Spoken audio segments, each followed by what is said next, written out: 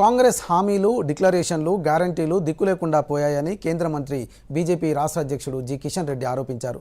ఎన్నికల సమయంలో ఇచ్చిన 6 గ్యారంటీల అమలు తీరుపై కాంగ్రెస్ ఎంపీ రాహుల్ గాంధీతో తాను చర్చకు సిద్ధమంటూ ప్రకటించారు. 6 గ్యారంటీలను అమలు చేయకుండా అబద్ధాలు చెబుతున్నారంటూ తప్పుబట్టారు. తుక్కుగూడ సభ వేదికగా రాహుల్ చేసిన వ్యాఖ్యలపై కిషన్ రెడ్డి స్పందించారు. లోక్సభ ఎన్నికల వేళ ప్రజలను మరోసారి మోసం చేసేందుకే గ్యారంటీల పేరుతో డ్రామాలు ఆడుతున్నారని ఆరోపించారు.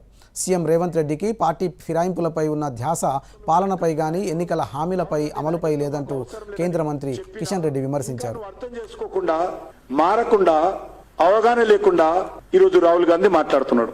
ఈరోజు మనం చేస్తా ఉన్నాను, రైతుల రుణమాఫీతో పాటు కనీస మద్దతు ధరకు చట్టబద్ధత కల్పిస్తామని. మీరు తెలంగాణలో హామీ ఇచ్చినటువంటి రుణమాఫీ ఎక్కడ పోయింది? ఎందుకు మాఫీ చేయలేదు?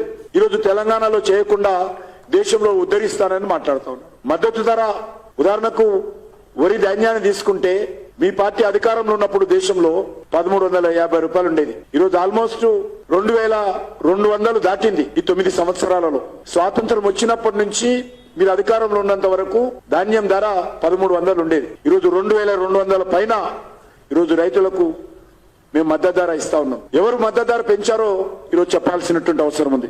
కాబట్టి ఖచ్చితంగా రాహుల్ గాంధీ చేసినటువంటి ప్రసంగం అంతా కూడా అబద్ధాల పుట్ట. ఆయన ఇచ్చినటువంటి హామీలన్నీ కూడా ప్రజలను మోసం చేసేటువంటి హామీలే.